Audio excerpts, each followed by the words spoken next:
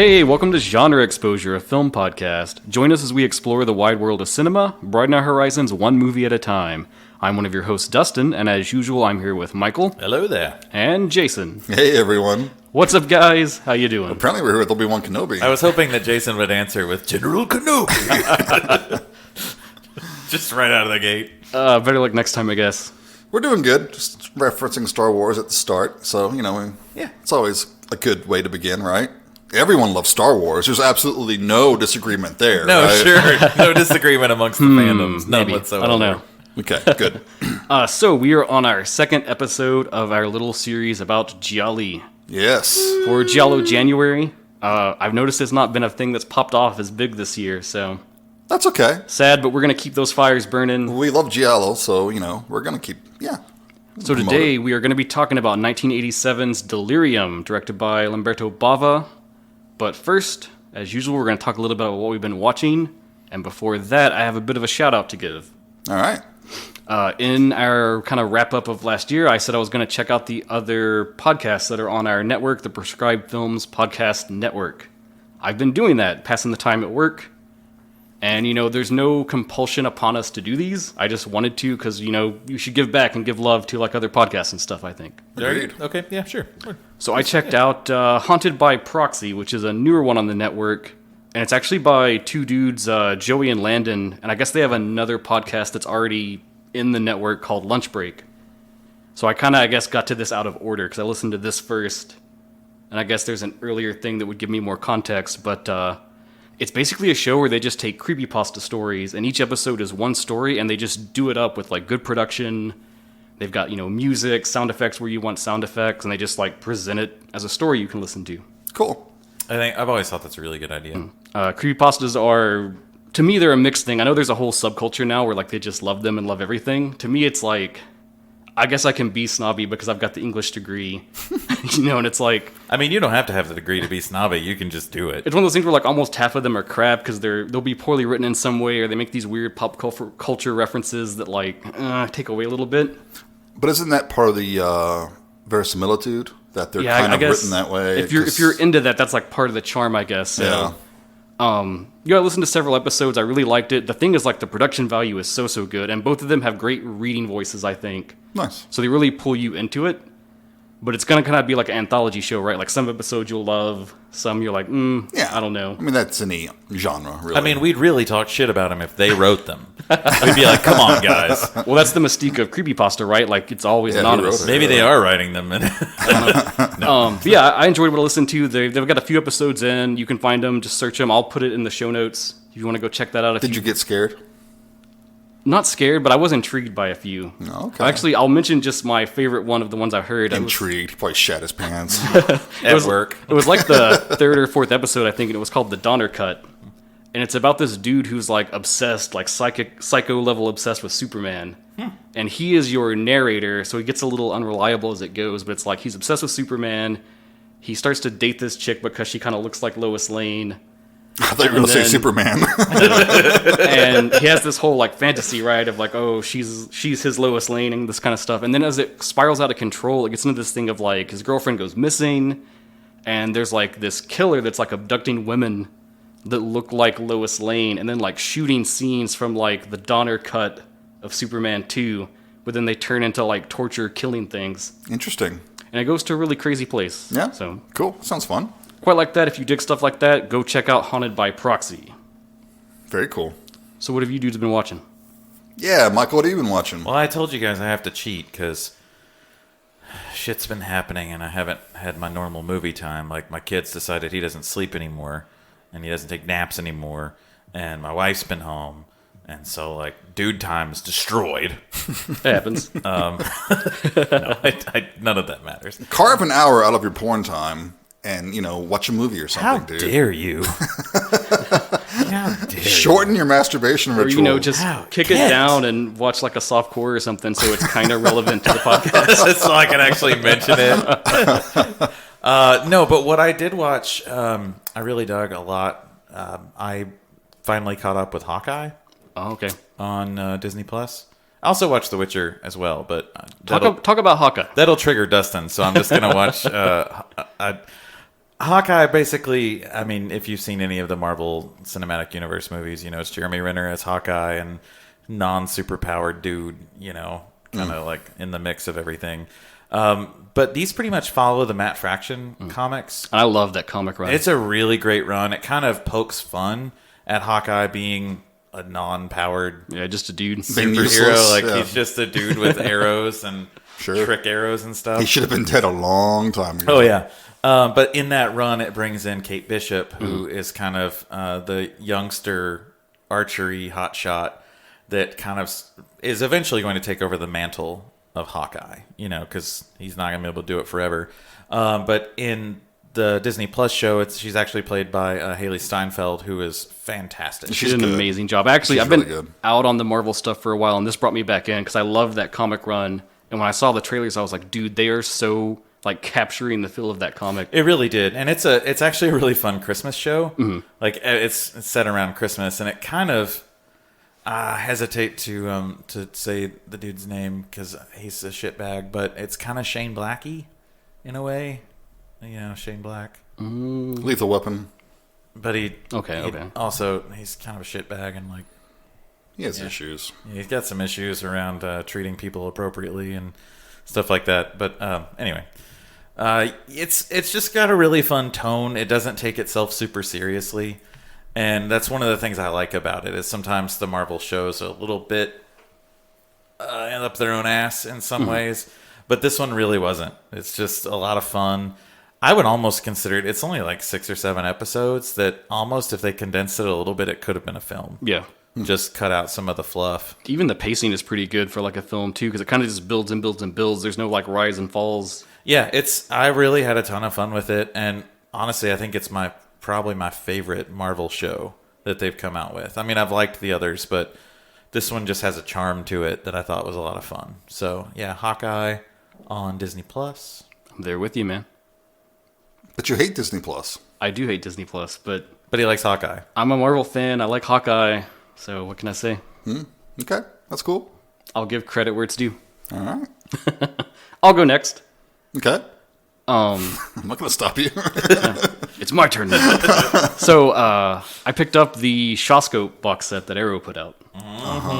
Very awesome. It's a whole new world for me. I've only seen what you guys have shown me, which is just a little bit, and I've seen like 1 or 2 on my own. So I think the whole set, like all 11, 12 films, they're all like new watches for me. Okay, cool. So I checked out the first, which is King Boxer from 1972. It's known in the West as Five Fingers of Death. That's how I saw it. Yeah. And dude, I loved Yeah, it so much. That's Like, classic. I grew up like loving like Street Fighter, Mortal Kombat in the arcades, those games. And when I watched this film, I was like, everything that's like the concept and the culture of that, like all was like kind of pulled from films like this. Oh, definitely. It's one of those that it almost puts you off because Tarantino's so vocal about how much he Right. loves it that sometimes And it's you're got this music cue that he used in Kill Bill. But there's times where when Tarantino backs something really hard, you're like, God damn, I don't want to watch that. Say what you will about Tarantino, he does have good taste. Yeah. He does, but sometimes he puts you off of something. Sure. So Any rabid fan can do that. And it's one of those things I know, like, it can be impenetrable a bit to get into these martial arts films. I know for a lot of people, like, they're all the same. They're all, like, it all just kind of blends together. But it's like, what do you want in a film? Like, this has a dude who can headbutt people to death. yeah, You've got, people with swords decapitating people. check. You've got a guy whose special signature move is to pluck people's eyeballs out. Check. And then, it all builds up to that iron palm technique, the Five Fingers of Death, where it's like he slams a guy with his palm and it leaves this bloody print on their chest and just like blows them back into the wall and cracks the wall. Yeah, And it was so epic and so much fun. it's great. I think with the Shaw Brothers stuff, there's actually a fantastic documentary on Netflix. Oh, yeah? Oh, shit. I know the one you're talking about. It's like Flying Fists or High Kicks or something like that. yeah, it goes into a lot of Shaw Brothers stuff like that, and kind of just martial arts film history in general. But the Shaw Brothers stuff, I think you do have to be in the right mood for it. Right. It feels silly only because I think we've like pop culture's made it kind of silly. Well, when did King Boxer come out? Like 72 or 72, something? yeah. Yeah. I mean, how old is that? How long? How many years has it been like recycled and parodied?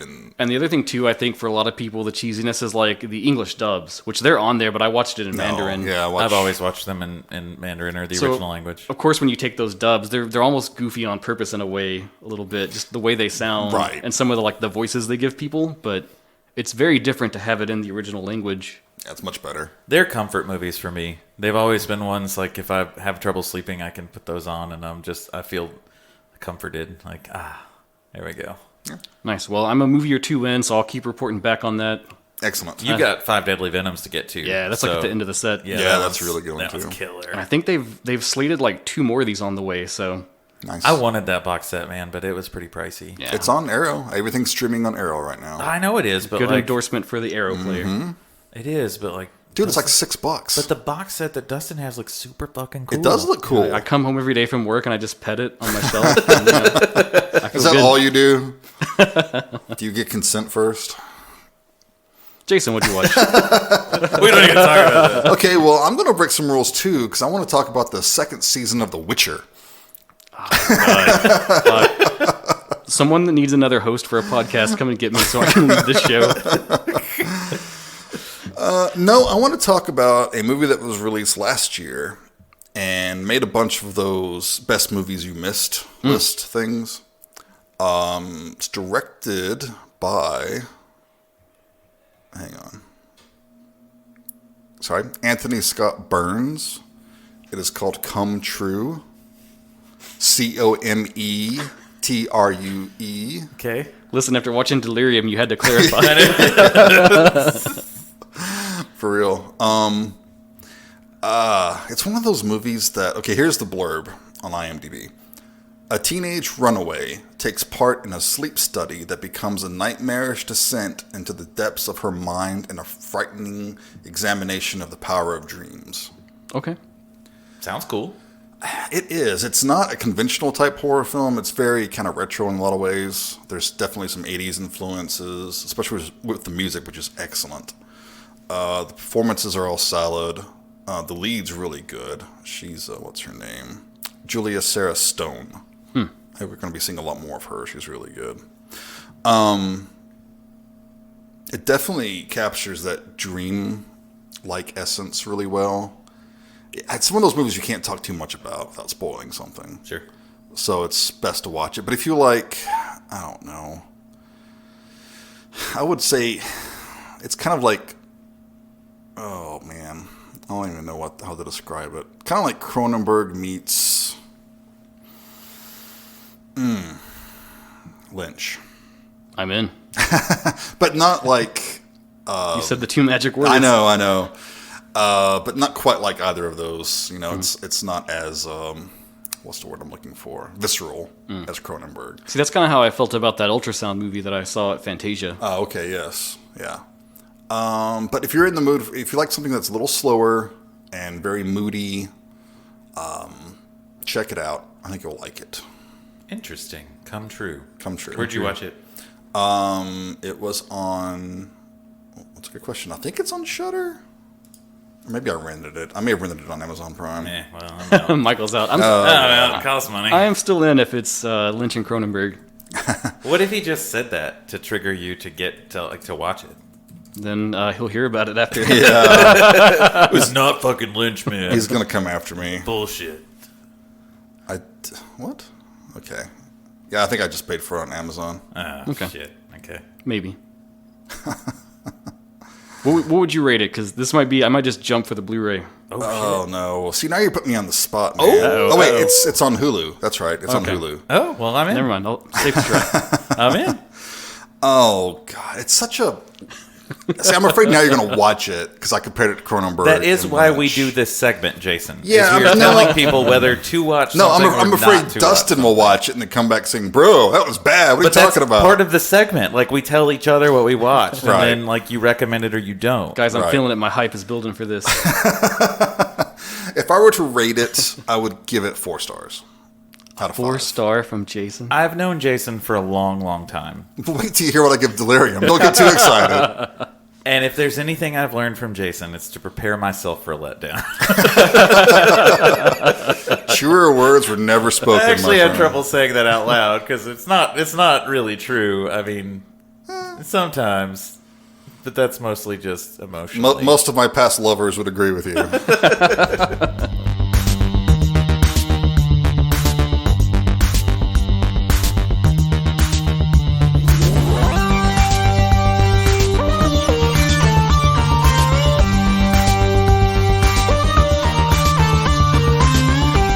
Jason, your pick this week, Delirium. Continuing on in our Giallo January. Yes, Delirium. Made in '87, which I would consider probably the late phase of the Giallo genre. You're not a fan of the '90s Gialli?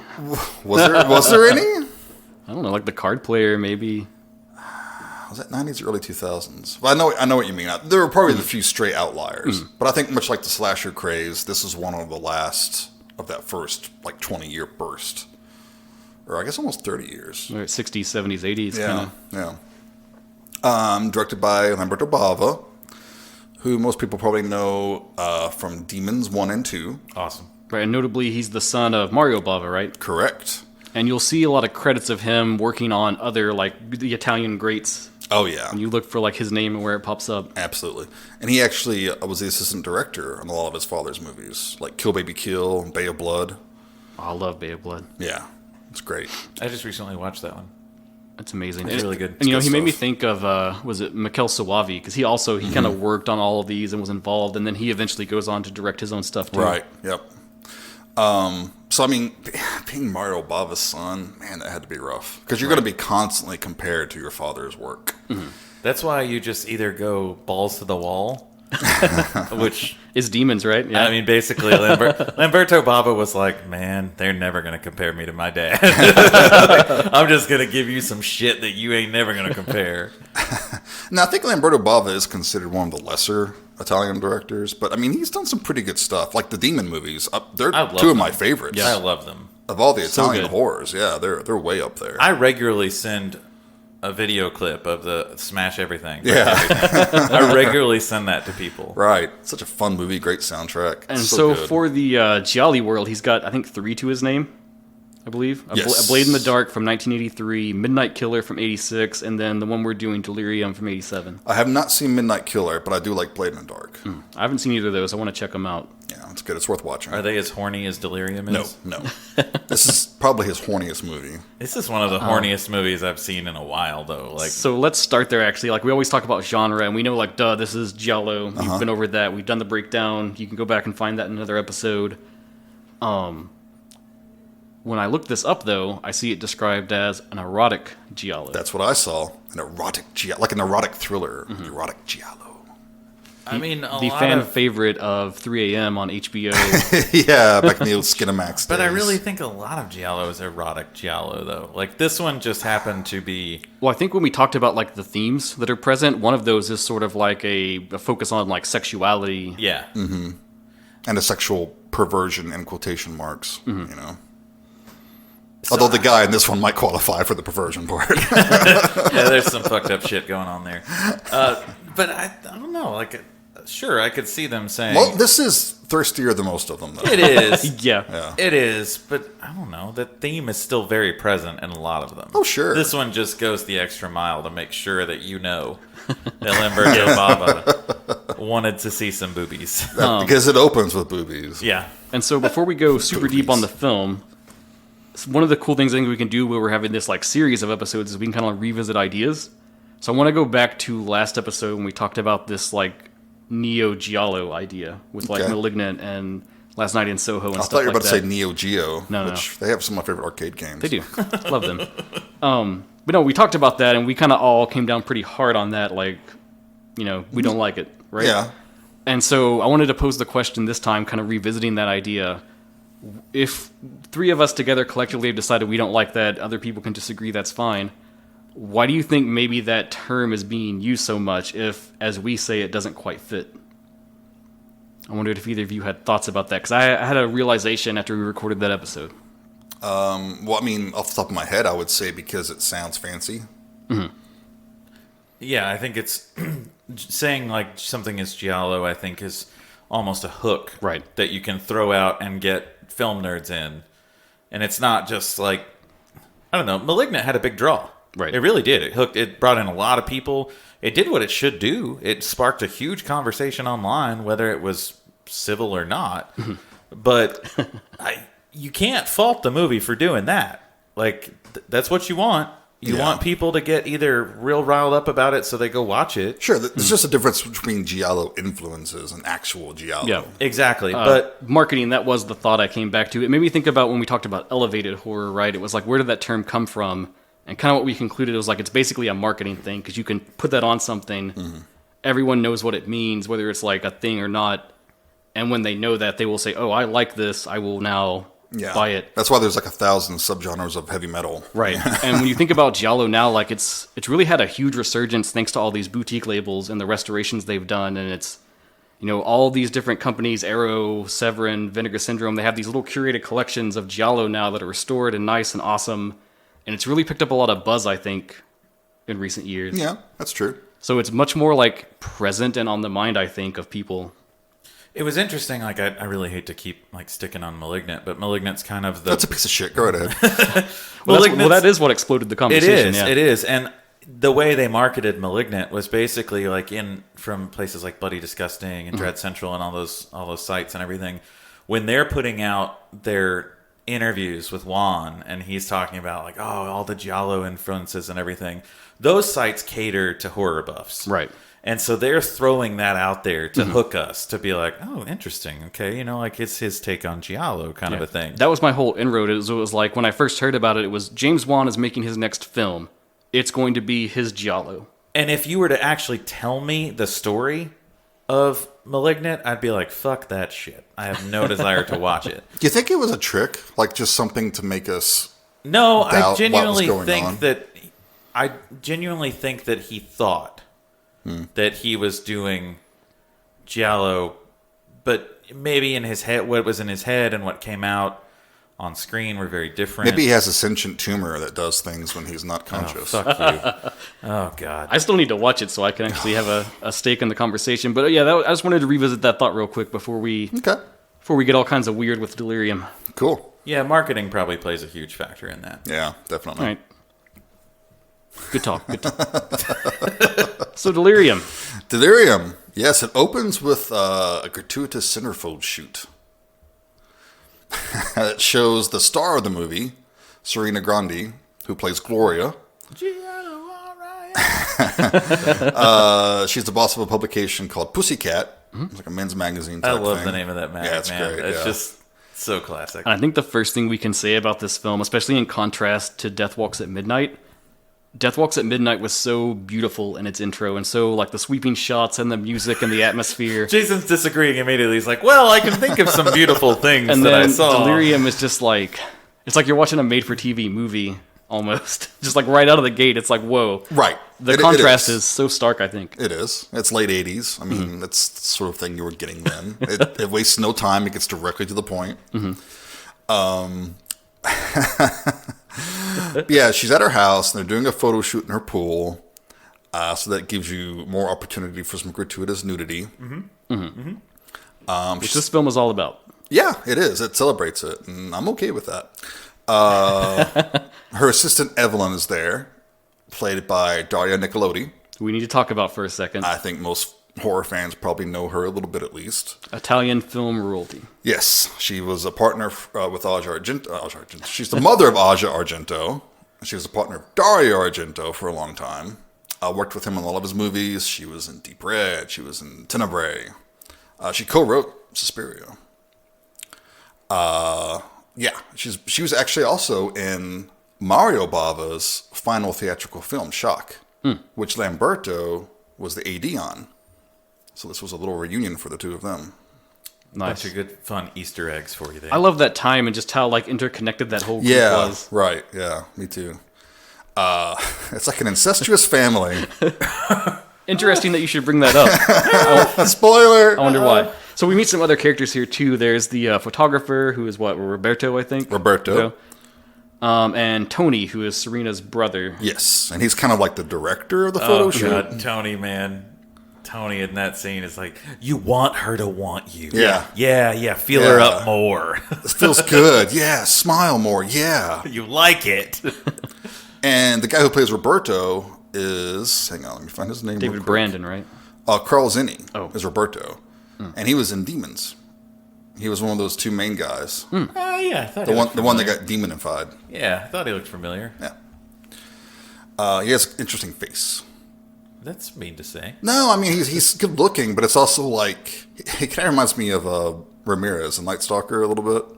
He's got that kind of... Hey, women thought he was really attractive. Well, that's a whole other conversation to have one day. The attraction of serial killers. It's that dangerous kind of attractive, you know. Save that for true crime exposure. I've always gone for that look of the dangerous kind of attractive, but it just turns out creepy. That's what I go for. It's just You got to balance that on the razor's I'm edge. trying to, be all mysterious, and they're like, he's just weird. Yeah. Mm-hmm. Oh, something else I wanted to mention since we're talking about assistant directing. Creepy people. Because Lamberto Bava was also the AD for Tenebrae, which he also worked with Daria Nickelodeon. And he was also, I forgot about this, but he was the AD for Cannibal Holocaust. Whoa. Wow. Interesting. Amazing pedigree. Yeah.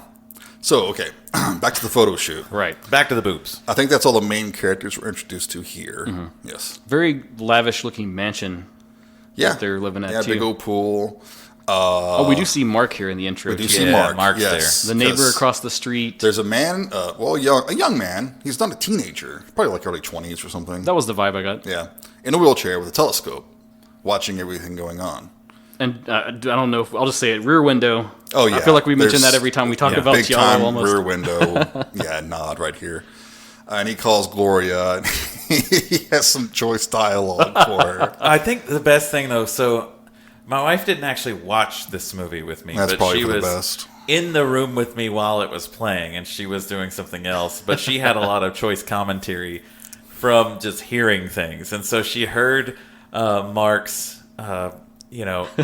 honestly, they're super. Like, I think we should talk about the kind of stuff that he says. One of his lines is, "If I told you I was playing with it, would you come over and help me?" Mm-hmm. Yeah, it's very much like the low voice, breathy, like perverted collar. He's definitely a sex pest. It's all very offensive things to say to anyone. Yeah. But the way that Gloria handles it is like the most savage thing when she's like, I'm bored. Yeah, you're boring. Yeah. And so my wife is in the other side of the room, and she's like, "Fucking savage." And I'll talk more about Gloria in a little bit, but I love that about her because she's heard this shit a billion times. Oh yeah, I mean, she is a former model. Yeah. And did a lot of nude scenes and a lot of nude shots. That is now basically in charge of this mag. And don't forget, this was the '80s. You know, back when it was a lot more permissible for men to talk to women like this. I don't know if it ever was, but... Not to the degree that Mark goes, I don't think. No, I mean, I agree, but... This is very much a look in the past, though. Like, if you look at Delirium with lenses of today, you're like, holy shit. Right. But then you also have to think of, fuck, people actually talked like that. But also, the three of us are very... terrified of females in general, so we don't I don't really know if terrified's the right word. Yeah, we'll tell Karen you said that. She's right upstairs, Shh, be quiet. I said, so I think that for us, like when that conversation comes around, we're always kind of like, why would you talk to somebody like that? It's hard for me to grasp, but I also understand that, oh my God, that happens all the time. Right. Oh, yeah. And we also know immediately this isn't the first time he's called her and talked to her like that. It's very evident. They know each other to some degree. Yeah. So in the wake of kind of this photo shoot, we get a little bit more like plot drops as far as like the setup and what's going on. Mm-hmm. We know that this magazine, Pussycat, it was ran by Gloria's husband. Yes. Who's passed away, and he has left it to her. Yes. She tells the story while putting on the "Let me tell you my background story" music. Yeah. She walks over to the stereo, turns on this generic music, and then goes into the spiel about how he died in a car wreck and stuff. And this is where I need to bring this up. I was wondering when, but I think now's the best time. So much of like the overall plot that doesn't really matter, but it's just kind of the setting to what's going on. It's like a soap opera, basically. Oh, it's right? very It's much soap super opera. soap opera. Yeah. But that's also kind of a trademark of a lot of gialli. When I first showed Tiffany a giallo, that was her immediate thing. She's like, this is just a soap opera that's like kicked up into a horror film. Yeah, it's a bunch of rich, bitchy people, usually, in gialli. And there's also this one part, and it's early on, when the girls are getting out of the pool and stuff. Tony, Gloria's brother, he gives her this really long, awkward, intense stare while she's walking away. Well, and he's an artist. What's that about? He's an artist. Right. He's probably like thinking of his next photo shoot.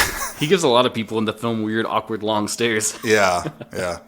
And there's a lot of red herrings in this movie, too. Some of my favorite are the ones where they like specific. It's like, okay, well, no, I never thought that was the killer, but thank you for trying to point out that, and we know that's not the killer. Right. Nice try. Yeah, and Gloria's telling the story, her background, to Kim, one of the models who was in the pool. And they get done, whatever, okay. Yeah, they're having like a dinner, right, I think? Yeah, they're all having a dinner together. Everyone else leaves because Evelyn was there. I guess she lives with Gloria. Yeah. Which is also important to note. One of the things that I noticed, because I've seen this before, but on the second watch, caught a lot of things. It's that deep of a movie, you need to watch it multiple times. That dinner, that scene opens with a horribly inappropriate joke for mixed company. And one that's not even funny. Yeah, it's not funny, but it's like still continuing through that theme of men just being fucking awful. Mm-hmm. You know, like, I don't And it's one of those awkward things where, like, you come in on it, so you don't have the whole setup. Yeah. And so it's just like, what the fuck are they talking about? But there's in no situation would that joke ever be appropriate or okay. But also something interesting is that it's intimated that Roberto is gay, and he's the one telling the joke. Right. So it's almost like, is he not out, and is he just trying to use that macho, horrible facade to fool people? I'm not sure, but either way, like when I saw that again, I was like, Jesus, man, like, because you feel the discomfort of everyone else at the table. Like when he tells the joke, they're like, oh, because really just Tony that laughs at it. Yeah. Oh yeah, but everyone else, all the women there, are like, oh, That's great. Yeah. okay. Yeah, but I think Evelyn's kind of like she lives with Gloria. Yeah, like as her personal assistant. Yeah, or like a whatever. personal assistant. I think is a good way And to phrase then it. Tony and Roberto leave, so it's just Gloria and Kim, the model. She tells her story. Kim goes to leave. And also, while Gloria's telling her story, we see some POV from outside. Yep, we got the killer and POV. there's a blue filter and then a red filter. They kind of alternate, which is very giallo. I mean, those colors. And then when Kim leaves, and this is when you start putting it together that it's the killer's POV, because she walks into frame and her head is a huge eyeball. Yeah. With all these veins around it. It's an amazing visual. Yeah, it's really arresting. It really is the first time you see it. And the colors start to flash and change more, and you get this crazy, like, almost rock music that kicks in. Yeah. One of my issues with this movie is the music, because it's almost cool. I'm pretty sure it's a drum machine, but it's kind of a cool beat at first. But then it just becomes uber cheesy. Almost cool if it were not all used at the wrong times in the movie. Right. Well, The department store later, when Gloria's running and the music doesn't fit the scene at all. Yeah, that part's really bad. Someone should have checked the music on that one. if Claudio Simonetti or Goblin had done this score, that would have been awesome. The score felt very secondary for this. Yeah, to me. yeah, Like it was like, oh shit, we need music. Grab the drum machine. So yeah, chick with a giant eyeball, and He kills her with a giant fork. With a pitchfork. Oh, wait, no, it's supposed to be a pitchfork. it's a pitchfork because in this lavish estate that's obviously in the town, you would need a pitchfork for things. The prop is so bad. Like, I literally, like, I was like, is that a fucking giant fork? Yeah. It's a very shiny pitchfork. But they end up like. Well, yeah. What are you going to use it for? Well, At the- a mansion. Well, the police doesn't have a indicate that it's farm. the gardeners. You know, and who knows what they do?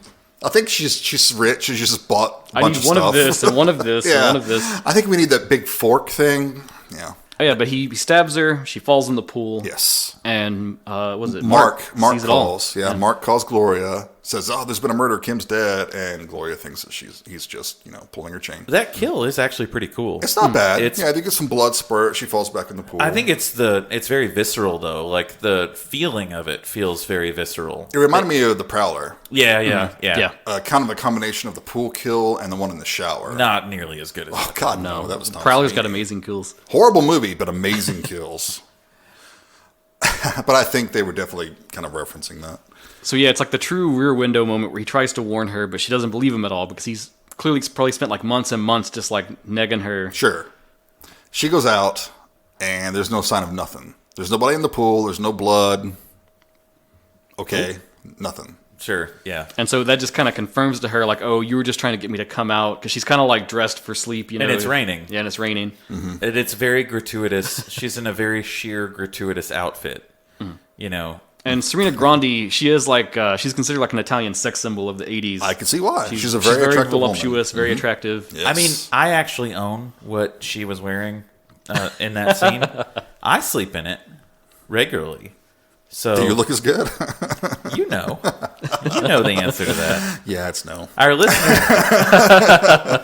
listeners don't. This is, Not yet. this is all audio. Not until we start the OnlyFans. This is all audio.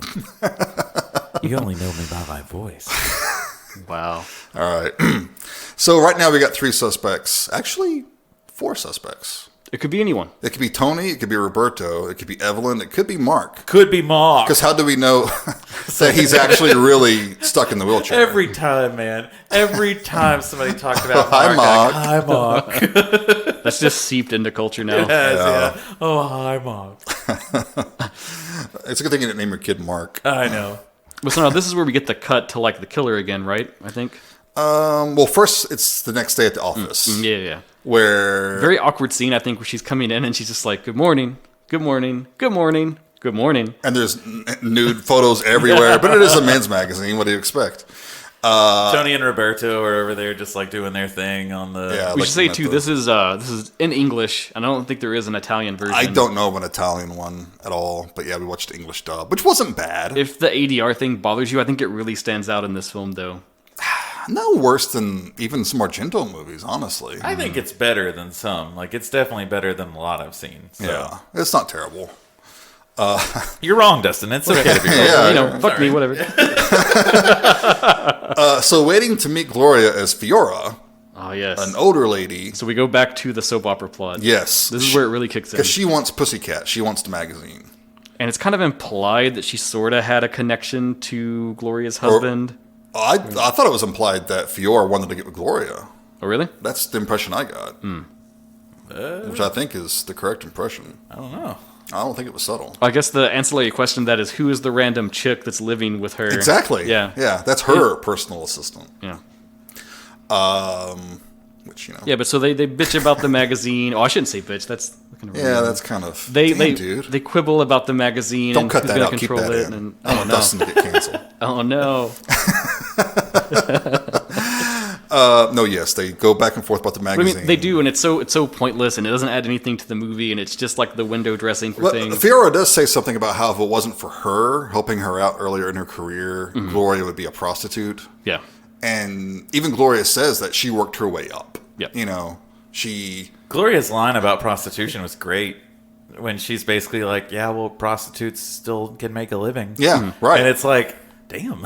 Yeah. Like, she takes her insults like, I'm not really hurt. And we're using the word prostitute because that's what they use. Yeah. I prefer sex worker, but. But, well, that has so many different meanings. It does. Sex worker doesn't just mean prostitute. But kind of Right. one of the things they float here is that it's suggested that Gloria only got with this guy kind of for the money, but she Right. sincerely loved him. Yeah, which I believe. So yeah, that's the whole point of that, which also gives us another possible suspect. Right. This whole scene was really weird to me Oh. because... We forgot to mention something real quick. Sorry. Okay. Mark told Gloria that the only thing he saw about the killer was... No, wait, that comes up later. Yeah. Yeah. Okay, sorry. Go ahead.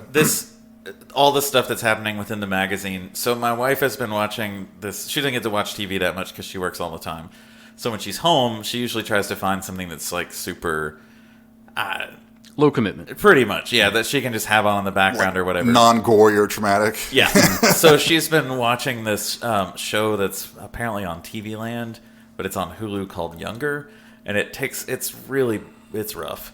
It's really rough for me to handle. What's it about? Oh, it's this lady who lies about her age to say she's a millennial so that she can actually get a job. The whole I'm out. Yeah, But I hear it all the time, and like I've seen a lot of the stuff because she has it on, and their whole situation takes place within like a book publishing, and so like all their talk about publishing, and I'm like, honestly, I'd rather read Pussycat. Like, and then you hear like the talk about Pussycat's publishing, and it's a really funny juxtaposition to me, and with her especially listening in on it, it's like almost like she's in the same genre but very different worlds. And I should say I do like, it's before she goes in for the meeting with Flora, she stops to talk to Mark and Roberto, or not Mark, Tony and Roberto, because they're like picking the photos for the magazine, and they're like, hey Gloria, come here, which one should we do? And she's sort of just like, oh, I'm sure you'll handle it, you know what's best. Do your job. Yeah. You kind of get the sense that Gloria, like, she does well running this company, like she's a good boss, but it's not what she wants to do. Right. She misses being a model, like in a lot of ways. She kind of did the thing where it's like you surround yourself with the right people that can do their job. Even she makes the comment about her office, that basically she doesn't want to be in that office. Right, she tells Evelyn that you should have the office. Yeah. And she's like, well, there's a shark waiting for you in there. And it's... Yeah, it's like in the Star Trek movies when Captain Kirk was performing with the Admiral, but he didn't really want to be just a desk jockey. He wanted to be out there in the action. Did you just try to get like one Star Trek reference an episode? I do my damnedest. When we do sci-fi films, if you don't bring a Star Trek movie, I'll be surprised. So Gloria is just like Kirk. That's my point. Yes. The next scene, we see the killer dragging Kim's body. Yeah, this is what I was talking about. Wrapped in plastic, Laura Palmer style. Into a studio bathed in red and blue lights, and there's a big picture of Gloria on the wall. Huge, just huge, massive. And he puts Kim's body in front of that and takes pictures. This reminded me a lot of Dead and Buried. Yeah, I can see that. Yeah, Buried. But this is that whole like cool, stylish, like you get the killer doing something weird. Right. That's pretty much a good hallmark of almost all gialli, especially Argento films. Well, you need to establish that your killer is not psychologically sound. Yeah, sound. Killing someone wasn't enough. Well, and so the takeaway from it, really is there's some sort of obsession with Gloria, which kind of still incriminates all the same people. Sure. And it's this photography angle, so yeah, again, that's still kind of heaping it on the same suspects. Right.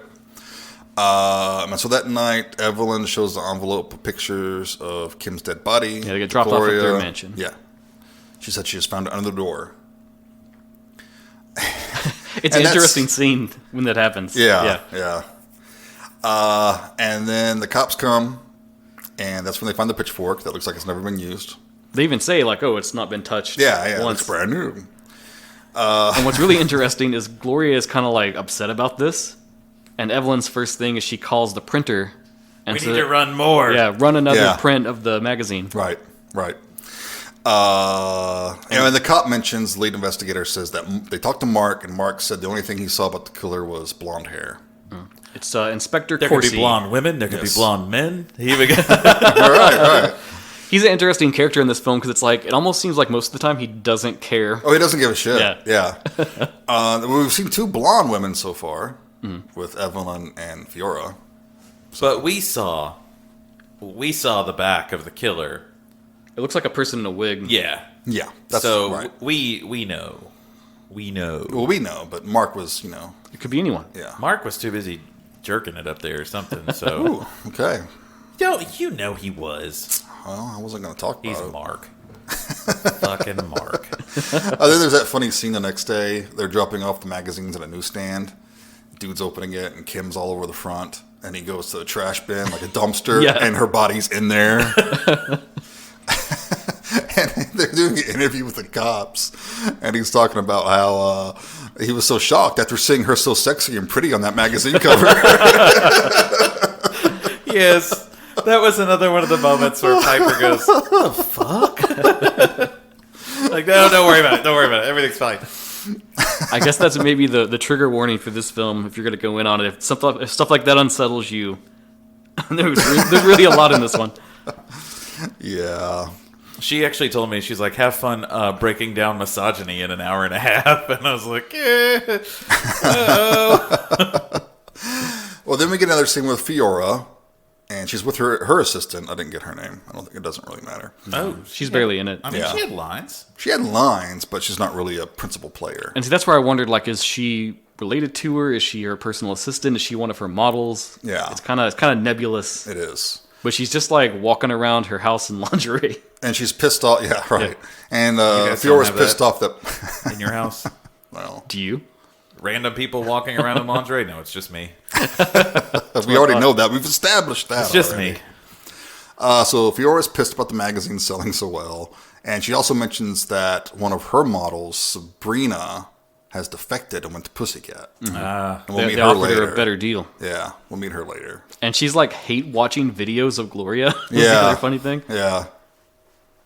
So, So that I guess that's kind of where you're getting the thing, like, she's into her, right? yeah, totally. Yeah. And there was this exchange that they had in the office, too. I just thought it was this thing of, like, she feels like she made her what she is. And it's sort of like that, like, you were my thing that I built I think up. she was grooming her. Maybe. I think Jason's projecting. Oh, my God. No, it's totally there. It's not even subtext. I didn't get that. Go back and watch the scene again. I didn't get that. Yeah, just let him talk. Let him get it out of his system. It's just projecting. Let's see. Okay, then what happens? Okay. Killer episode, guys. We're really nailing this. This is around when Alex comes in, right? Exactly. George Eastman's character. George Eastman, yes. Gloria's at this film set, runs through an old beau of hers called Alex, played by George Eastman. Who's basically playing himself, because Alex is an actor in movies. Yeah, his costume even looks like something in one of those post-apocalyptic movies or something. Which he was in... Endgame. Yeah, Endgame. Yeah. That we watched. And funny enough, in 1980, Grandi and Eastman were in Anthropophagus together. Which is an amazing film. Yeah. And then this was kind of like a reunion for them. Yeah. He has a great line when they're like rekindling their relationship or whatever, and they're sitting having a drink, and he's like, well, sometimes things you thought were going to be bad turn out could have been good. And I was just worried because, it could have led to kissing and then the marriage, and then it's like he just leads this like very, this would have been the worst thing in my life. Like, just really selling it, man. You're really coming back hard here. But she has this great line that she says, "You'll never change. You'll be a villain until the day you die." And George Eastman was always cast as the bad guy. Yeah, I thought that was a nice reference to his career. Yeah. And this is where you really kind of get the like Skinemax vibe of this film, because while it is like there's a lot of eroticism and stuff, when they finally have their like sex scene together, I think that's a little later on, but it's like this very slow, like they're in the tub together kind of thing. It doesn't really, yeah. I was going to mention that scene too. Yeah, it's kind of like it's very Skinemax, But it's never super explicit. well, it's I don't also know. There's a lot of booby close-ups. But besides that, though, is what I mean. Like he's basically laying next to her, and I'm Yeah. not sure what he's doing, but she's thrashing around like Elizabeth Berkley in Showgirls in that pool. And George Eastman must be like Mucho Man because he's barely touching her, and she's just Is he a manly he's a man? manly man. Oh, wow. Oh, and before that, Mark sees them go to her house, and they're like smooching outside. Oh, and Mark is... And he's playing with a gun. He's cleaning his guns. Yeah, and Freudian Mark is reference, like I think. aiming his gun like at Yeah. Alex, At Alex. like wanting to shoot him or So whatever. it's trying to up the like Red is he hair, the yeah, killer is he thing, the and killer? we get a little more about him too, where it's like he's got servants, he's clearly rich too. Yes. His parents are away. He was in some kind of accident, Yes. and it's a thing where it's like I guess he's not like permanently in the wheelchair, but it's like a temporary thing, or Right. it's a little He's vague. recovering. It might even be like psychosomatic or something because of the guilt and everything. He just can't walk. Jason's reading a lot into some of this storyline. Jason loves this film. It's a great movie. Okay, anyway. Right. And that sexy tub scene, her brother walks in, Yeah, Tony, and he really lingers. He's like, "Oh, I'm sorry. I would have knocked if I knew you had a gentleman with you." I'd have known George Eastman was in here. Oh, And they're both just looking at him like, "Okay." come on, dude. killing the mood, bro. Oh, and the next scene is amazing. Do you know why the next scene's amazing? The next photo shoot we see with Sabrina Yep. with the mummies. Oh, yes. Yeah, I wasn't placing that was it. Yeah, but there's this sexy photo shoot, and they're like in torn adventure Yes. gear, costume, and these mummies come out. All the mummies look like Eddie, though. They have Eddie. Those are legitimate Eddie masks. Are they really? Yeah, Awesome. it's ones they released after Power Slave. Oh, great. And I it's was straight I up was like a these look horror like movie Eddie. set that they're on. Yeah. right. And I'm like, fun. more of this, please. But it was so cool seeing Eddie masks. It was great. The rest of that is like very questionable art direction. Well, it's stuff like, yeah, go grab her breast. Yeah, you're upset because you can't feel them through your bandages. and he's giving her direction, and he's like, "You're scared, you're terrified, but now you kind of like it. You like it, yeah. It's yeah."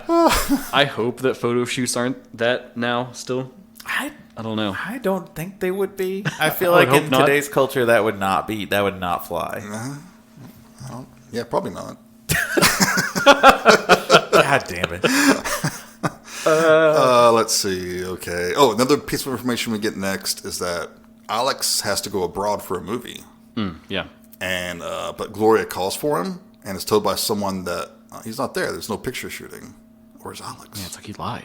Yeah. Yeah, what's he lying about? What's he being so dodgy about? And then he'll do it again. That's right.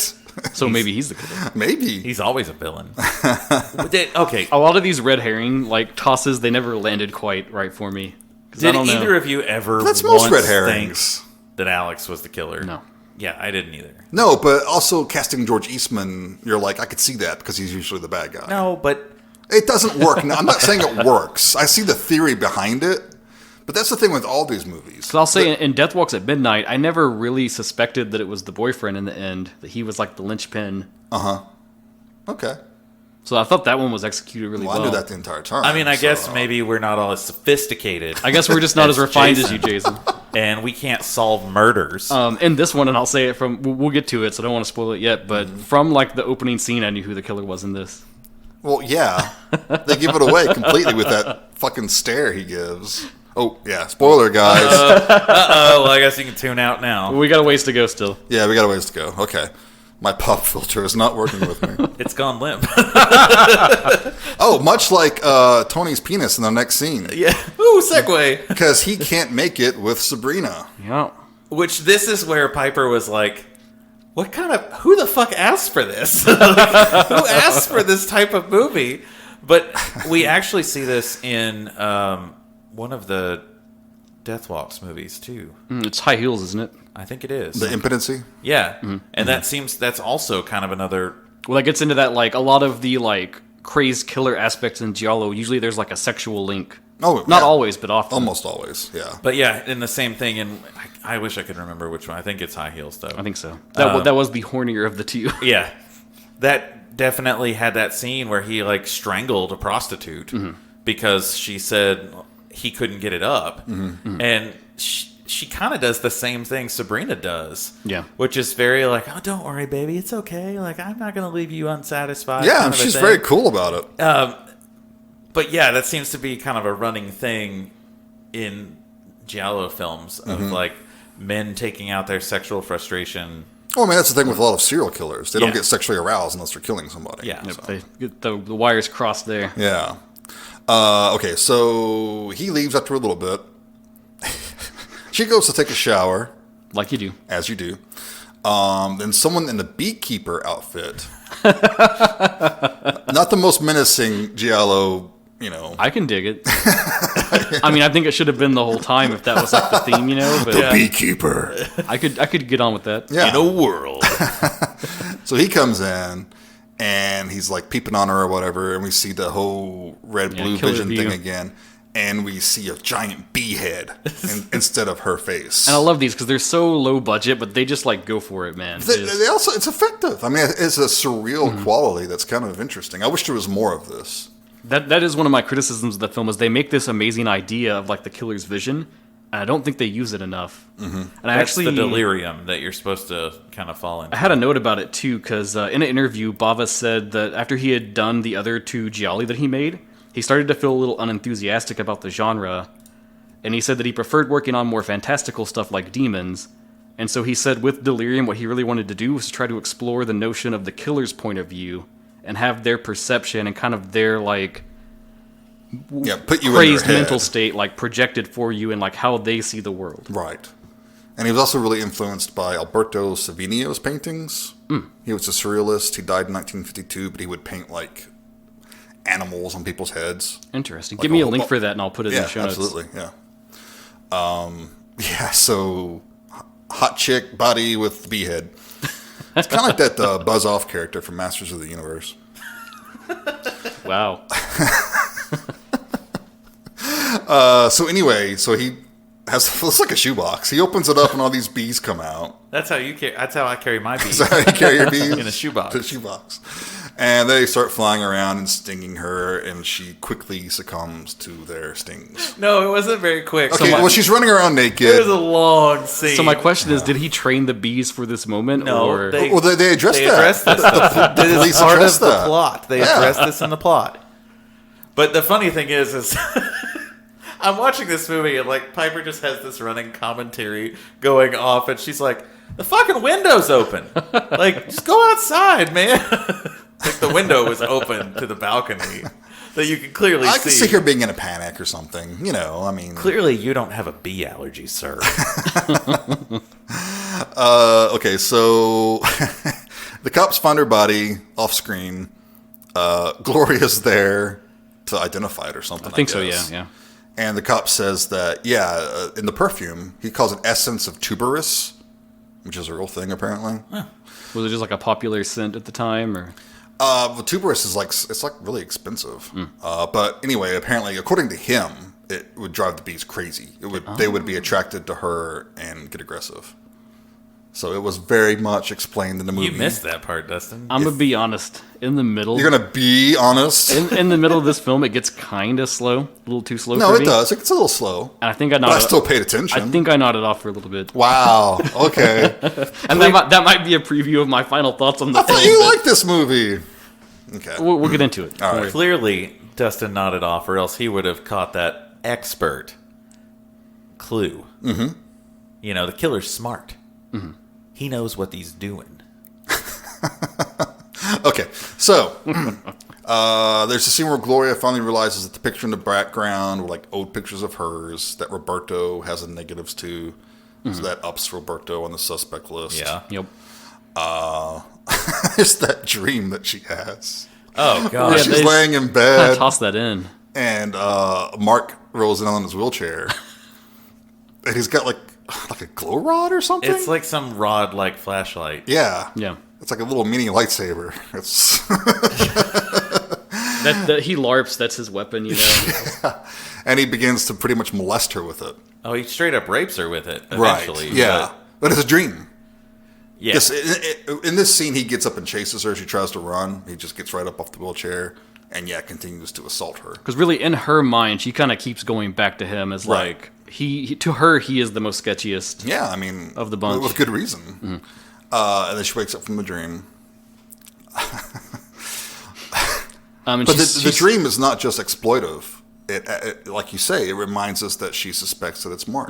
It has a point. and kind of in this middle part, because I did pick up on this once. I nodded back up. Oh, okay. She starts to have a lot of regrets about the magazine because at first she's ironclad, like I'll never sell it, and she starts to feel like, well, are we being exploitative of our models that they're dying and we're selling all these issues? And Yeah. I'm kind of profiting off of death. Profiteering off of exploitation. Yeah, and death, she really whatever. starts to like regret that and kind of wants to just get back to like what you were saying. She wants to go back to just being a model and just like it's all on her, and it's not so much like she is like working off of everyone else. And she really gets into that in the department store. You know, like in that scene, she almost just fantasizes about what she'd rather be doing, what she wishes she was doing. But before the department store scene, we see that Alex is back. Yep. And there's another Skid and Max scene in her sauna. Yeah. This time, Tony does not interrupt. Luckily. Yeah. And then, she goes to the department store to meet her brother and his girlfriend, Susan. Yeah. And she's kind of reminiscing about, I was thinking about modeling again. And she's looking at clothes and being like, I could wear this and stand there. And They were talking about doing a shoot there, right? Because the place is closed. Susan works there, I think, Yeah. right? But there's even a line where they're like, well, they make men's clothing as fancy as they make ours now. Yeah. They're getting fashionable, aren't they? and what was it? Tony has some dumbass line about like, That's all he has. yeah, he's like, we gotta look good for you. Yeah. So she kind of wanders off by herself. Tony gets frisky on the escalator. Right. Yeah. They're kind of making out. She's looking around, and then she's like, okay, guys, come on. And then the escalator's coming up, and it's Tony's body. She says if you want to play with fire, Yeah. which I've never heard it called Playing with Fire. Was Susan a redhead? No. I don't know. Jason. She probably had like chlamydia or gonorrhea. Oh, though, so God. it's Playing with Fire, and I don't know. Oh man, this episode's classy as fuck. So anyway, I don't know if we'll get to that third giallo or not. we see Tony's bloody body coming up the escalators. Yep. She freaks out. Gloria freaks out, starts running around. She's calling for Susan. Susan's not there. There is a cool scene where she's going by a mirror, and you see behind her in the reflection, it's probably a mannequin, but it has like a blonde wig. Yeah. And So she you freaks think- out about it, too. I don't think she notices it, though. I thought there's like, she gets tangled with the mannequin. It like drops over the edge. Yeah, that's a little bit after this one. Yeah, that's after this. Different scene, mannequin. It's a different mannequin. Or was that the killer? Dun dun dun. Dun, dun, dun. Yeah, and then she finds Susan. Her throat's been slit. And this is where they have the weird music cue that you were talking about. Yeah, it is not appropriate music here. She takes off running, and it's like I don't even know how to describe. It's like upbeat, fast-paced, like '80s rock. The mood is just totally... Maybe you should sample a little bit of it here because it's terrible. Yeah, it's bad. Okay, so then what happens? Yes, okay, so then Evelyn finds more pictures and Susan's body in her car. So... And also, this is a big thing because, right, Tony has been one of the suspects, and now he's out because right, he's dead. Right, exactly. There's one of our red herrings eliminated. And Evelyn could still be a suspect, although it'd be really weird if she's acting that freaked out by herself. Yeah. Anyway. And then Gloria gets a call from Alex, who said he isn't back yet, but he'll be in Rome on Monday. And you see that huge shot of the Colosseum behind him. I've never noticed. So I've seen a lot of people pose in front of the Coliseum, and I have never seen an office building I don't or know. anything like right across the street from it, but it's perfectly framed. Perfectly framed. So either he's lying or he's incredibly geographically challenged. I'll be in Rome. Oh, I'm in Rome right now. What if that's just Shit, thing? where He am just I? gets, like, lost terribly. He's really a good guy. He just keeps getting lost everywhere. He's like Guy Pearce in Memento.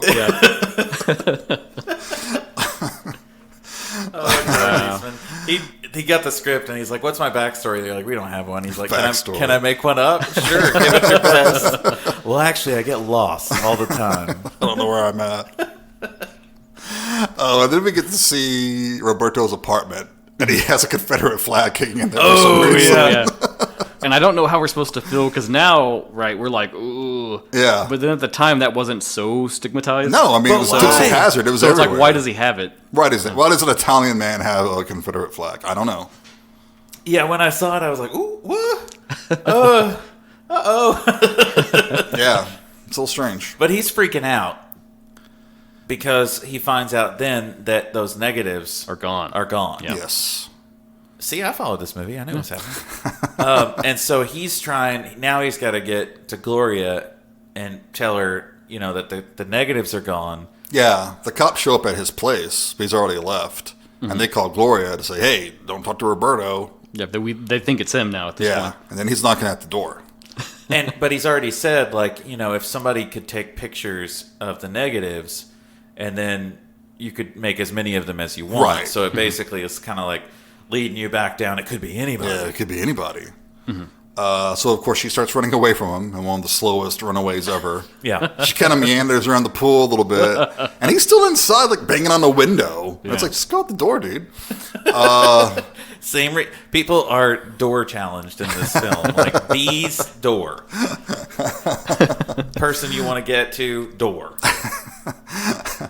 And so she runs across the street, and he chases after her, and this white car just runs right over him. Mows him down. That keeps on going, doesn't even stop. But you can kind of see it's the person in the wig again at the wheel. Not really. They don't really show that yet. They show I that thought a it was little bit pretty later. clear. Did you see it? Maybe it was just me Well, how did you watch this? on a DVD. See, I watched a Blu-ray. Maybe you had better. yeah. High fidelity. Yeah. Yeah, okay. Shout Maybe out. it's like when they insert Palpatine in, like, the Empire Strikes Back. Empire Strikes Yeah. Back. Yeah. Maybe he had that scene and you didn't. Shout out Maybe. to Code Red. I think they're the ones that put it out on Blue. Cool. Awesome.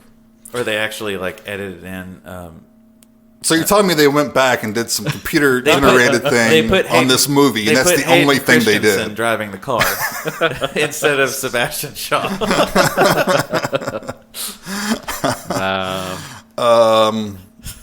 Great. Okay. Yep. So obviously it's not him because he's dead. He's dead now. It can't be him. Or if he is, the killer's dead now. So everything's safe, right?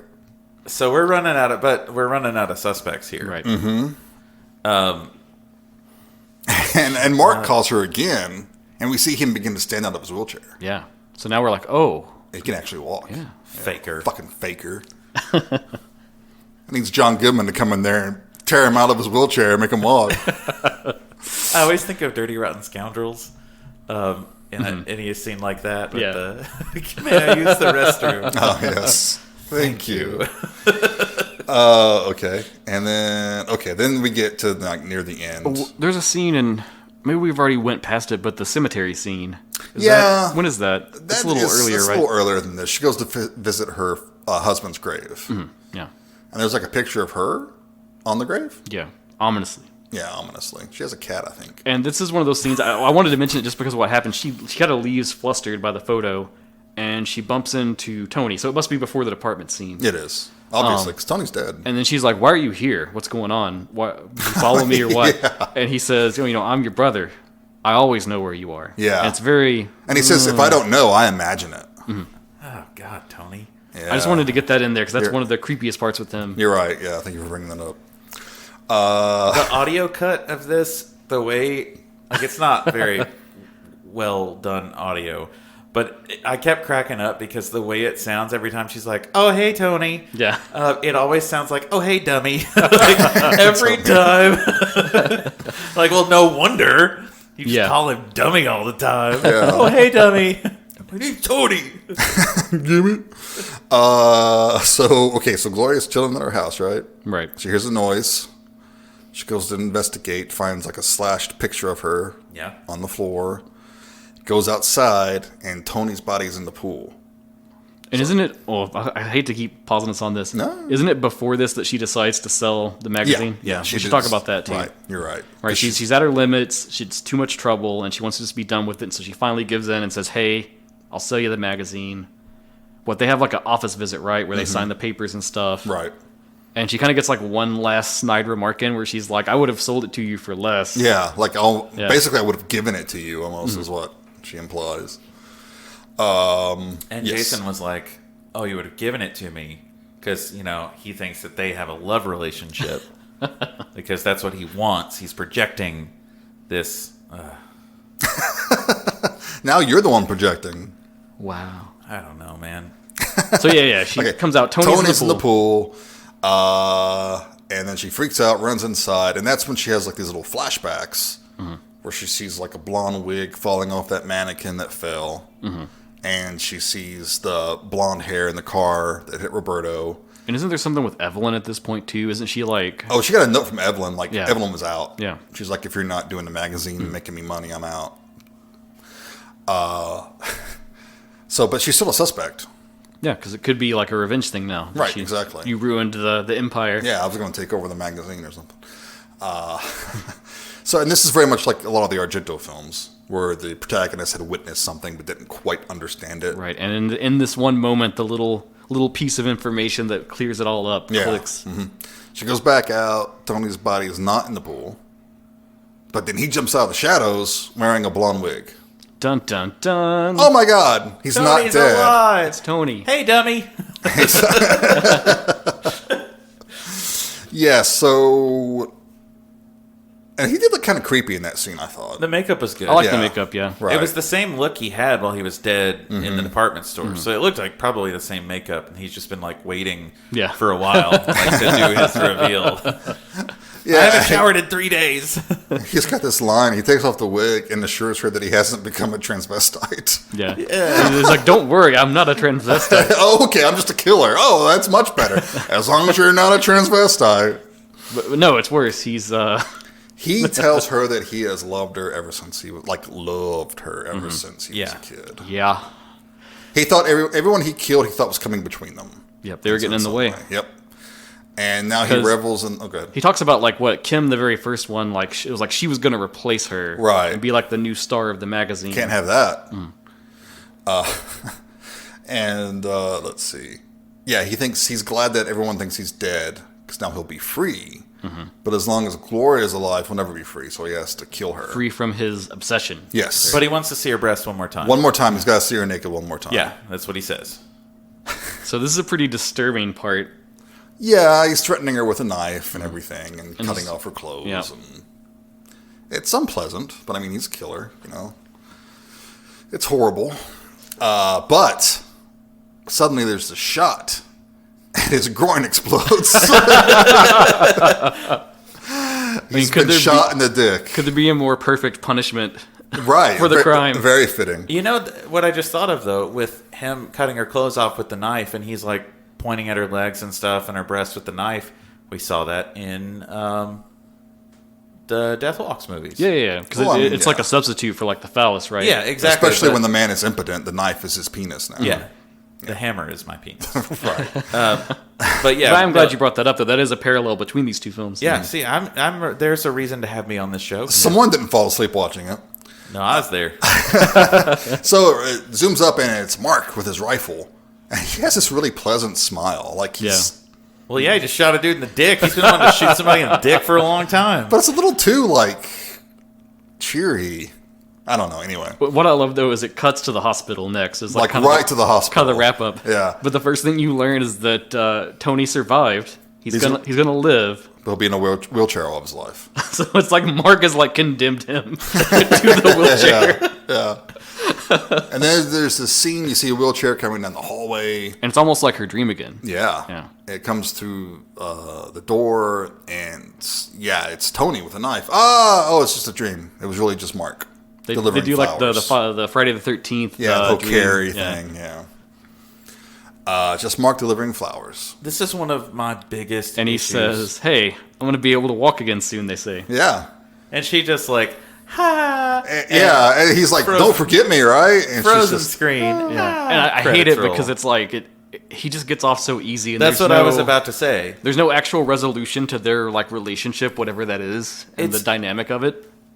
Well, and I think that's one of the things that we're still dealing with is that people try to make what Mark did like, oh, it's no harm, no foul. He's just talking. He's just being a creepy guy. Plus, he saved her life. I mean, you think about it, she kind of owes him, right? In a lot of ways, like that's the way that... Unfortunately, that is the vibe that it has. Yeah, and that's the way society thankfully, up until the Me Too movement happened. A segment of society, not everybody. Well, yeah. But thankfully, like when the Me Too movement started, people actually started calling dudes on this shit. Right. Like, no, that's not okay. Yeah, you're not entitled to a reward because you did something. You don't get to say shit like that to somebody. The reward should be that you killed a murderer and stopped a rape. Right, yeah. But instead... action is its reward, okay? Maybe he was just smiling so big because he was actually aiming for the dude's heart. And it was just such a bad shot. Great. He's like checking the sights. Shot him in the dick, and he's like, "Oh shit! Oh!" Because he's got like a hell of a scope on that rifle. Yeah, like right. It's obviously miscalibrated. He's just a really bad shot. Maybe when he shot it, had a kick to it, and it moved the wheelchair. And he didn't have it locked. Yeah. So there's this horrible freeze frame. It's a horrible ending. I agree. But that is Delirium. Subtitle is Photos of Gloria. Yes. Yeah, so thoughts. What do you guys think? Do we have any other like facts or notes or interesting bits? Let me think here. I guess just to go back to the one I brought up about, Bava said his idea was he really wanted to explore the killer's perception. Mm-hmm. Do you think he succeeded at that? To a degree. I think it should have gone further. He didn't take it far enough. Failed, yeah, because he didn't go far enough. It's almost like the makeup and the mask were too expensive. Mm-hmm. They could only afford two. But then, too, like to actually get his mentality, all we really get is like the little bit that he says there in that final scene. Right. And it's kind of like, oh, this is what it is. And it's a very like shallow explanation in a way, because you never get like the build-up of any of that. Like I think of, it's Tenebrae. You get all the flashbacks that kind of like they thread throughout the film. Right. That by the end of it, you have the sense of like, oh, this is how his or her mind is like twisted into like what becomes the killing. Right. I think it would be really interesting to see the original script for this film. Mm-hmm. and maybe see the original storyboard of what maybe was supposed to be there. But then as... I don't think there were storyboards for this. So, well, on the one hand, it's I want to... just circles with dots in the middle. It's just some dude drawing boobies. So while I hate to say, like, it is kind of a slow film, and there's parts in the middle that I really think drag a ton, in a way, I almost wish it was longer and there was a little bit more, like, meat to the background. I agree. Of the central characters. I think it's a good attempt with the whole point of view thing. It's really jarring and cool looking. It should have taken it further. Because it almost feels like if we do the soap opera comparison, this is like the end of some story arc that's built for like 50 episodes. Right. And we're seeing like episodes 45 through 50 or something. Yeah. The absolute coolest part of this movie is the weird kills with the weird masks. Like, Yeah, that's the highlight. Those are amazing. that's the highlight, and it feels like there should have been a lot more of that. There should have been more kills too. I wish the kills were a bit more creative, and the music could have been a lot better. One funny thing that Bava said in an interview, that even in the early 2000s, this would still be played several times a year on Italian television. Well, I'm sure it was a big TV hit. And what he said was because it wasn't too extreme. The killer acts in ways that are acceptable for television, Bava said. You gotta love the Italians, man. European television is so much... Like, there's not as much violence. Well, I guess it depends on your... Probably not as much, like, gun action violence type stuff. But, I mean, sex is cool. Right. They don't care about sex at all. But But over here, we which is freak out about totally sex. opposite from America. America, everyone can have a gun, but if you slip a boob, you're like, oh, it's rated R. Yeah, you Yeah. can see a guy get torn to shreds on Walking Dead. But, yeah, if they show half a nipple, oh...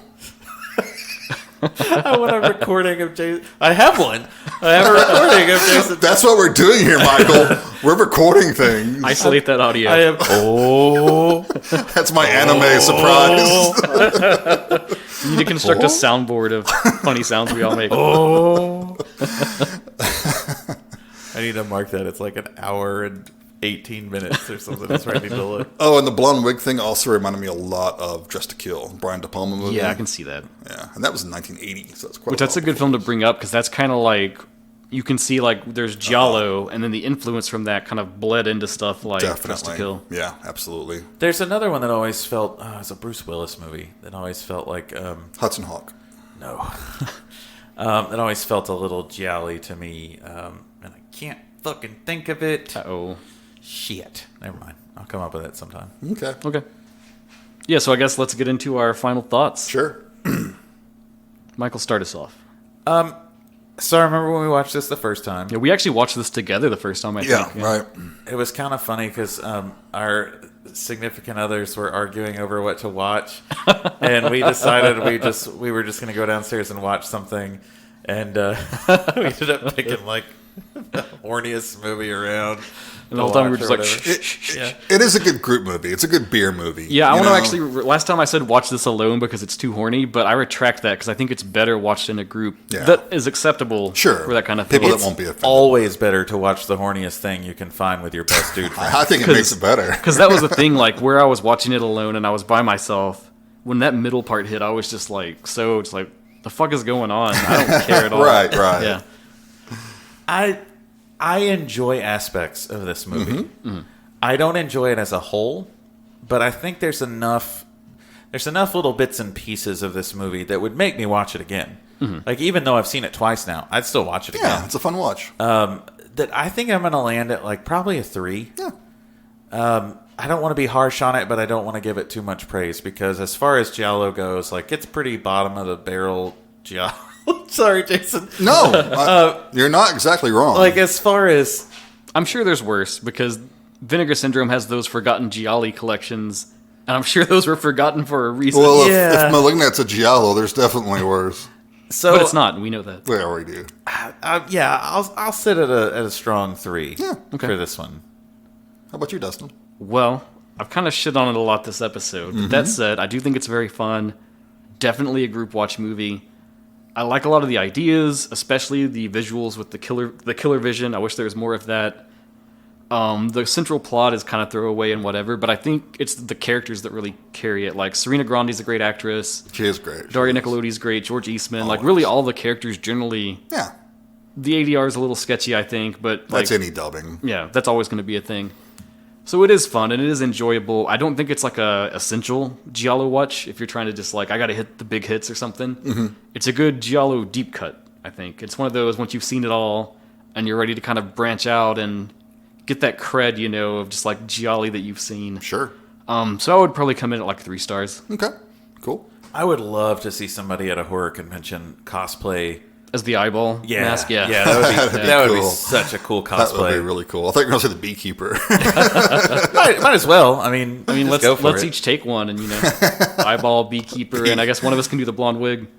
I'm gonna go as the naked girl who gets stung by the bees. Okay, perfect. Which Just I have have a bee head on I you. actually have a bee allergy, so just let a bee sting me, and then no one will know. You might die, but it's totally worth it. It's worth it. It's for the art. All right, Jason, it was your pick to bring to the table. What's your final thoughts? Yeah, I mean, it is trashy. It's not, like, quote, good movie. But you know what? I could follow it. I knew what was going on. I've watched other gialli, and I'm like, wait, huh, what? Were there just like esoteric levels of red herrings? Exactly. So I was never lost. You know, I was always engaged. It does lull a bit in the middle, but not terribly, I don't think. I think it's a good example of what the late 80s were becoming when it comes to gialli or slashers. Given over more to the slasher Right. elements. 'Cause I consider the last great giallo of the original movement to probably be Opera by Argento. I love opera too. And that's 88, I think. It's late 80s for sure. I know. Yeah. So it's kind of interesting to see what had happened to it. And Bava, I think Lamberto Bava is a little bit underrated. I think he's a good director. You know, I wish he had gotten to do more movies because I was looking at his filmography. That was really what struck me. Is I was kind of sad when I looked at the list of like what he worked on and then what he actually directed, and I was like, you know, once he started directing, he really cut off pretty quick. Yeah, is- it's which is sad. unfortunate because, like we said, Demons is great. This is a fun movie. Blade in the Dark is really good. And even this, like, if this was his worst, like, Yeah, it's it's still- way better than a ton of stuff. Yeah, way better. But it's just a fun movie. I think I would give it 3.5 stars personally. All right. So we're kind of all in the same spot on Yeah, it, really. yeah, it's not a classic like you say. It's not something you have to see. But if you've seen everything else and you haven't seen this one, or you're a Bava fan, just check it out. The nice thing about Delirium is that technically it's a very good movie. Like, as far as on the technical standpoints, Yeah. there's really, like, a lot of gialli have, like, weird shots, you know, or, like, weird cuts, weird edits. That aren't artistically valid, you mean? Yeah. The only thing that I can say about this one was just on the soundtrack side wasn't put together that great. But that didn't have anything to do with the way the film was composed, really. Like, it's Right. put together really well, and it's shot well. I do think the visuals are a little sketchy to me. It has Yeah. that, like, TV quality, but it was They never... can be a little flat. You're It right. was never enough that I was like, oh, what is this? Yeah. You know? Right. Cool. Well, I'm glad you guys didn't hate it. No, it's fun, man. I already know. So, according to you, Michael, this is a better movie than The Reflecting Skin. Is that correct? I God. Son of- I don't really like that you can put these two together. I'm just, when you're rating a film, you've rated this higher than The Reflecting Skin. Did you have Reflecting Skin pulled up to remember, like, how I rated it? No, but it just stuck in my head. He's got a closet where he just has, like, a hate board. That's just, I think Dustin agrees with me that we think that's a phenomenal film, like Legendary. capital A art. And I think he gave it like 2 stars or something like that. Well, he's just not sophisticated enough to understand Obviously, the deep, the the deep, nuances. meaningful I feel layers. very attacked right now. I don't mean to attack you. Actually, I do. Just on the video blurb, I see Michael's quote being better than The Reflecting Skin. Wait, everyone's different, Yeah, everyone. and that's okay. I has think we different- talk about sometimes the way, like, ratings go based on how a movie makes you feel. Sure. Rather And than... it's often even in the moment. It's all relative. Yeah. I don't know. There's just something about Reflecting Skin that just did not hit with me. I found myself thinking about it a lot, though. Yeah, that's like, something. it definitely stuck with me. It doesn't mean it would make me change my rating on it. But, It's a high concept film. yeah. A lot of ideas. It's elevated horror. Yeah, and Delirium is not elevated horror. I would beg to differ. Well, Some things it may cause elevation. Some things were elevated, that's for sure. And that is the final thought throwaway thing I should say is if you do enjoy erotic thrillers, and there's nothing wrong with that, that's fine. Yeah. This maybe is one you should check out as like a cross blend between those because there's a lot of overlap. Sure. If you like what's 3 a.m. Cinemax, Delirium is your game. You could do worse. If you've seen all the Emmanuel movies, go for this one. Man, they're still doing that though. Like the Cinemax, even when they try to pull away from that, and like Cinemax wanted to get their own programming, and they went for did you ever see the show Banshee? No. On Cinemax, it's not bad. It's actually a pretty good show, but damn, they did like some really boundary pushing sex scenes where you're like, look at HBO with Game of Thrones or stuff like that. Yeah, there's some stuff like in those that I'm like, okay, it's really hard to take this show super seriously when there's like straight up porn happening right here. Like just a slight angle, and I'm wondering, like, are they actually doing it? Like, I think they might actually be doing it. So Cinemax hasn't changed, man. And now they got bought by HBO Max. And they have Max Originals, which still keep to that. The dream lives on. Yeah. I don't have a problem with that. All right, say it did. The next of the final Giallo films is Dustin's We pick. have one more, and I really curated this choice because I thought about the stuff we've talked about. We've looked at two very different styles of Giallo, kind of from roughly the same, like, we had a 70s one and an 80s different one. eras, yeah. Different eras. And kind of to the background of this, we've had our conversation about this, like there's these modern films. Revival. And are they reviving it? There's this idea of the, quote, Neo-giallo. And so I thought we need to watch a film to, like, actually check that out and have a discussion about it, I think, more in depth. So what I've selected for our final film, and I think it'll push us into February, but whatever, Giallo January all the way. We're going into overtime. We're going to check out Knife+Heart from 2018, directed by Jan Gonzalez. Okay. This is one that's been on my list for a while, and I haven't seen it. It's got a lot of buzz. It's really cool. I've seen it before. I think neither of you have, right? So I have not. I'll be interested to see what you guys think. It's French, so we're stepping out of Italy to another country, and it's 2018, so it's quite new. Okay. And there are purists who say if it's not Italian, it ain't Giallo. I disagree with that because I think there's a lot of Spanish gialli that I've seen that are quite good, and they're from that time of like the 70s and the 80s. I concur. So we're going to test both of those. With another country, does it still get that feel? Modern day, can they still capture that feel? Okay. Can't wait. And it's streaming on Shudder, so it's very easy to access. Get Excellent. out there, sub to Shudder, check it out. Excellent. Yeah. As always, thank you guys so much for tuning in and listening. Please continue to write us. We absolutely love comments and messages that you send us. Appreciate it so much. And send us more movie suggestions. Yeah, it makes our personal chat threads light up. We're like, hey, did you see so-and-so send us a message? And we geek out over who gets to respond and everything like that because we're nerds. So, yeah, we really love that. But like Dustin said, please continue to send us film references. I think we're getting close to a... Yep, after Knife+Heart, we'll do our first listener one for the year. All right. Just a reminder, we're going to break these blocks up. After we finish our 3 picks, we're going to use our 4th pick as listener suggestion and do those before we go into our next block.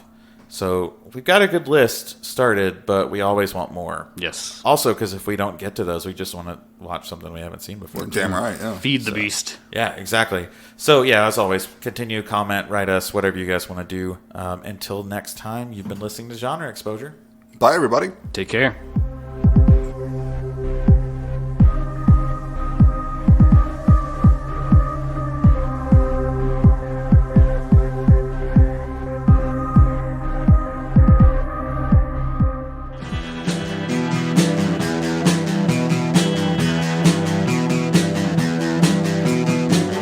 You're listening to the Prescribed Films Podcast Network, home to hundreds of hours of free podcast entertainment. The shows on this network all have a common goal, providing you with the best discussions about movies and other forms of entertainment media. The PFPN hopes to fill your earholes with audio joy. Visit our website with links to all the other amazing shows at www.thepfpn.com. Thanks for listening.